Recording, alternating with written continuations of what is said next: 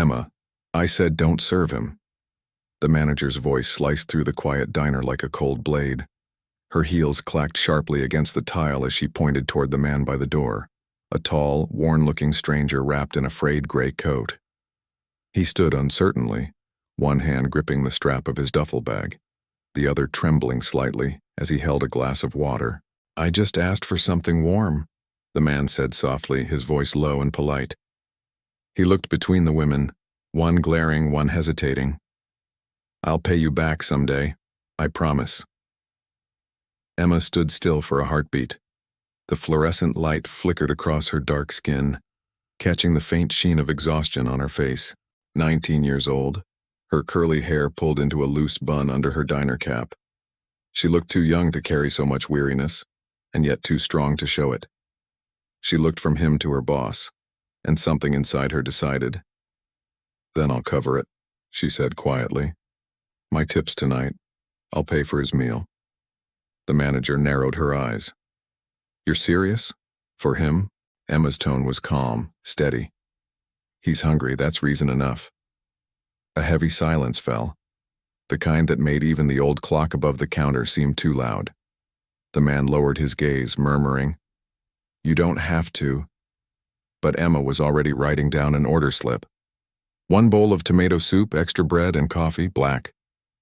The manager sighed sharply, muttering, Fine, but make it quick. I don't want him scaring off the real customers. The kitchen door swung shut behind her, and the diner settled back into its low hum. The sizzle from the grill, the faint buzz of the neon sign outside, the sound of Emma's pen scratching paper. That's how the night began. A quiet roadside diner on the edge of nowhere, coffee, chrome, and the smell of burnt toast hanging in the air. Emma worked late almost every night, saving every dollar she could.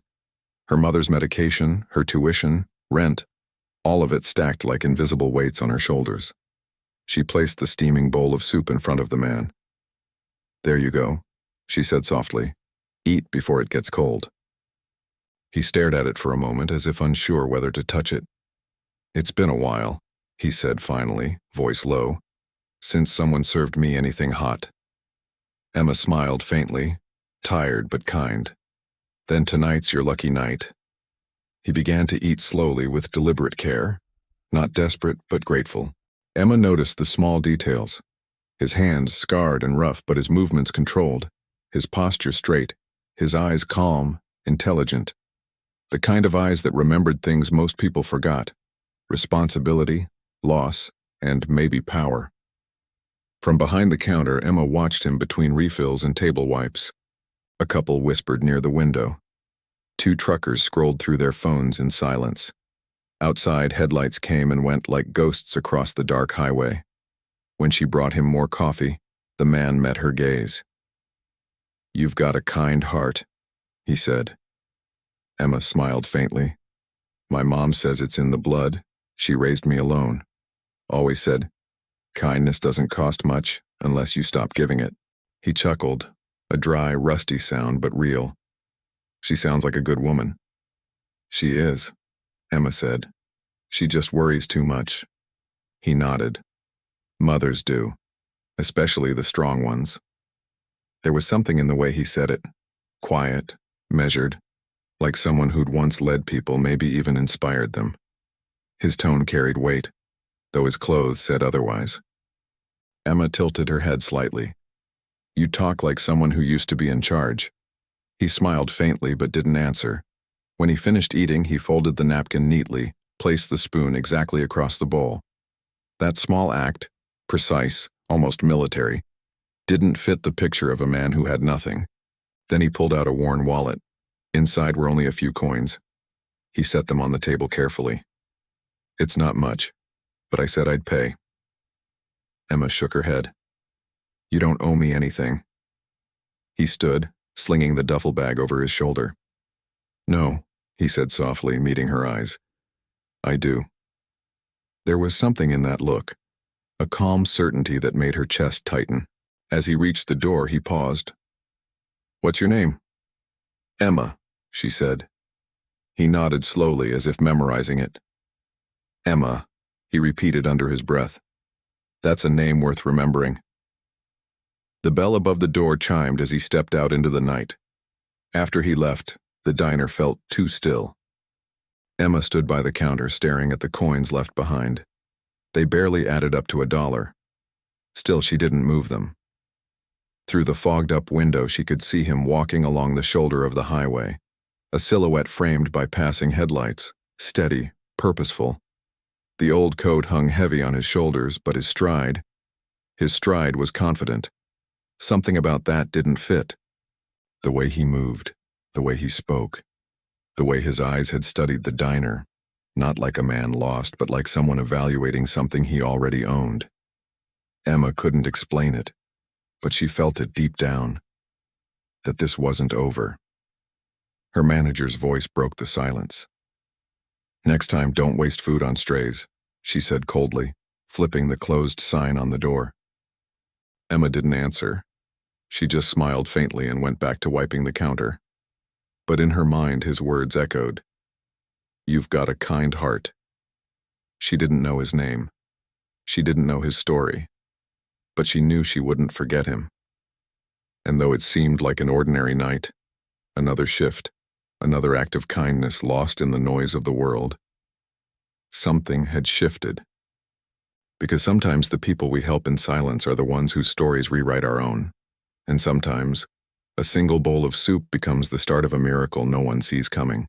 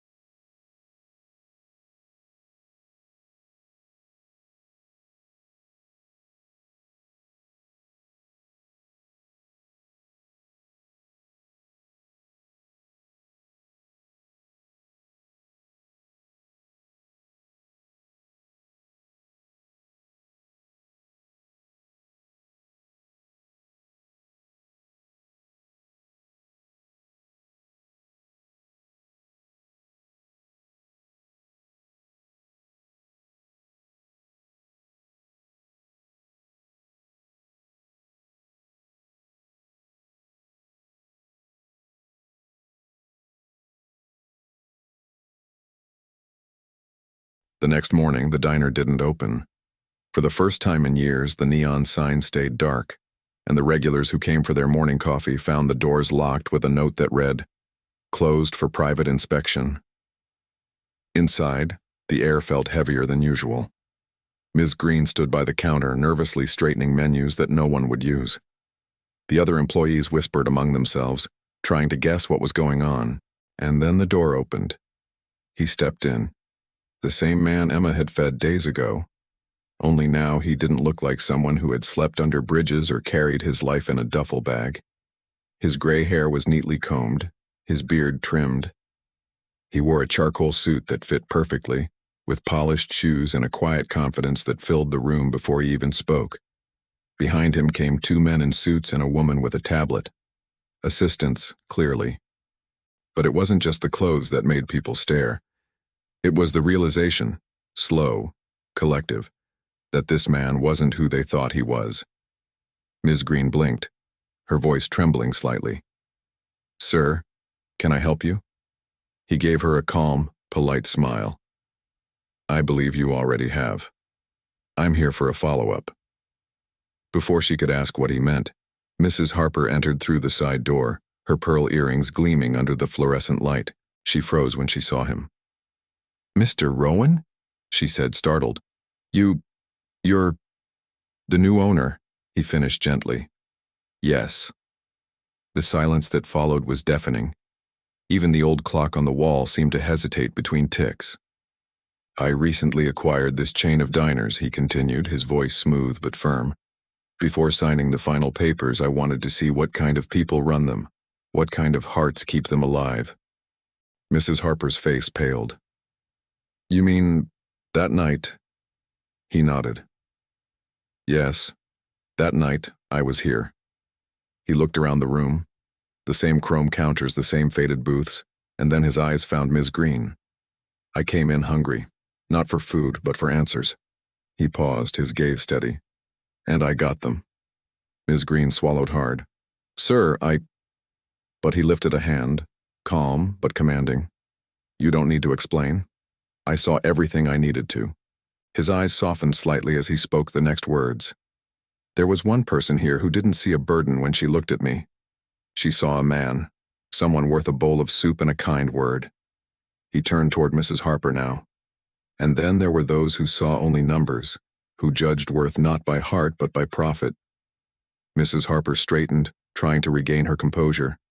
"Mr. Rowan, with all due respect, this girl violated policy. He interrupted softly but firmly. "She showed humanity." The words cut sharper than any shout. He stepped closer to her, voice low and measured. "If compassion violates your policy, then your policy has no place in my business." Gasps rippled through the staff. Mrs. Harper's jaw tightened, but she didn't speak. Mr. Rowan turned toward the employees. "Let me make something clear," he said. "This company will not be built on fear or greed or the kind of arrogance that confuses cruelty for strength." He glanced at Ms. Green. "You allowed a good person to be humiliated in front of others, not because she did wrong, but because she reminded you of what right looks like." She lowered her eyes. Then he looked around the room once more. "I came here as a stranger," he said. "I was treated like trash by some and with dignity by one. So now let's fix that imbalance." He turned toward the door. "Bring her in." The door opened again, and Emma stepped inside. She looked different, though she hadn't changed much. Her uniform was gone, replaced by simple jeans and a jacket still damp from the morning rain. Her dark skin glowed faintly under the diner lights, her curls pulled back neatly. But her eyes, soft, tired, uncertain, were the same. When she saw him, her lips parted slightly. "Mr. Rowan?" He smiled. "You remembered." She nodded. You're not homeless?" He finished the thought gently. "No, not anymore." He smiled faintly. "Though some nights I still miss the silence." The room was frozen. Every eye was on them. Mrs. Harper stepped forward. Mr. Rowan, surely you don't mean— Oh, I do, he said, turning to her. I mean every word. He faced Emma again. Emma, he said, when you fed me that night, you didn't know who I was. You didn't ask what I could give you. You just cared. She swallowed, unsure what to say. I built this business because I wanted people to eat well, he continued. But somewhere along the way it became about money, not meals, about status, not souls. He turned slightly, addressing the whole room. And then you reminded me, wealth isn't about what you own, it's about what you share. He looked back at Emma. So if you'll accept, I'd like you to come back. Emma blinked. Come back? As manager, he said simply. This diner needs someone with heart. The room murmured, stunned, disbelieving. Ms. Green's eyes widened. Mrs. Harper's face went pale as paper. You can't be serious, Harper stammered. She's a child. Rowan turned his gaze on her. Calm, cold, absolute. Better a child with compassion, he said, than an adult with none. Then, to everyone's surprise, he added, and as for you, Mrs. Harper, you're relieved of your duties, effective immediately. The words dropped like thunder. Mrs. Harper stood frozen, speechless. Then she grabbed her purse and stormed out, her heels clattering against the tile, the sound fading into the distance. When the door shut, the diner was silent again. Mr. Rowan turned back to Emma, smiling softly. I told you I'd pay you back someday, he said. This time she smiled too, a real one. I think you just did. A few days later, the diner reopened. Same neon lights, same smell of coffee. But something was different. Behind the counter now stood Emma, not as a waitress, but as the new manager. Confident, warm, her name now embroidered on a fresh uniform. Emma, manager. And at the corner booth sat Mr. Rowan in a rolled-up shirt, reading the morning paper with his coffee. She poured him a refill and smiled. On the house, she said playfully. He looked up, eyes kind. Careful, he said with a grin. That's how this all started. They both laughed, softly, genuinely, the kind of laughter that sounds like healing. As the camera pulled back, through the diner window out into the morning light, her voice lingered softly in the air. Sometimes one warm meal can change more than just a night. It can change a life. Because kindness always finds its way home. And then her tone shifted, gentle but inviting, as if speaking directly to the listener. Tell me, if it were you sitting in her place that night, would you have done the same? Or would you have turned away?